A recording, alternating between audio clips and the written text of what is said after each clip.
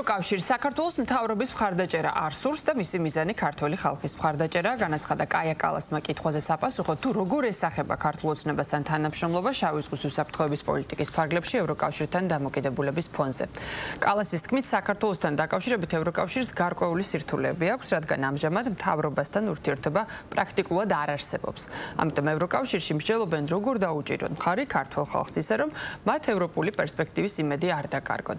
პარალელურად ლუქსემბურგის საგარეო საქმეთა მინისტრმა განაცხადა, რომ თუ ისინი საქართველოს მთავრობას არ დაელაპარაკებიან, მაშინ ცვლილებებს ვერ განახორციელებენ. მისივე თქმით, მოსწონთ თუ არა ეს ევროკავშირში, ფაქტია, რომ მმართველმა პარტიამ არჩევნები მოიგო.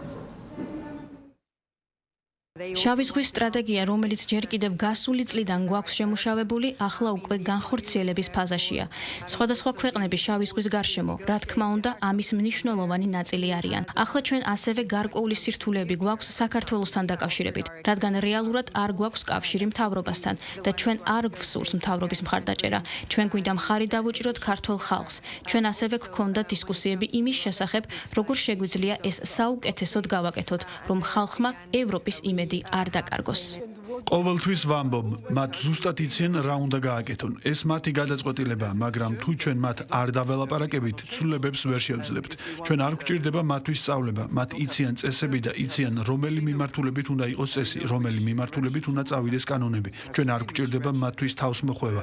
ჩვენ უნდა შევთავაზოთ და ქართველებმა უნდა გადაწყვიტონ. მათ ჰქონდათ, მათ მოიგეს არჩევნები, მოგწონს ეს თუ არა, ეს ფაქტია, მაგრამ თუ ჩვენ არ ვესაუბრებით ქართველებს, ვერასდროს შევძლებთ გადაწყვეტილებების პოვნას. მათთან საუბრისას ჩემი შთაბეჭდილება ხანდახან კარგია, ხანდახან ცუდი.